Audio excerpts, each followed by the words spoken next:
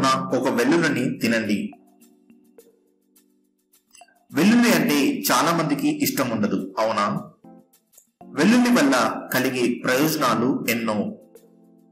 వెల్లుల్లిని ఆయుర్వేద ఔషధాల తయారీలో కూడా వాడుతున్నారు. వెల్లుల్లిని రోజు మనం తినడం వలన శరీరంలో కొలెస్ట్రాల్ తగ్గుతుంది. వెల్లుల్లి రసం జుట్టు రాలడాన్ని కూడా తగ్గించడమే కాకుండా రాలిన వెంట్రుకలు మళ్లీ పెరిగేలా చేస్తుంది.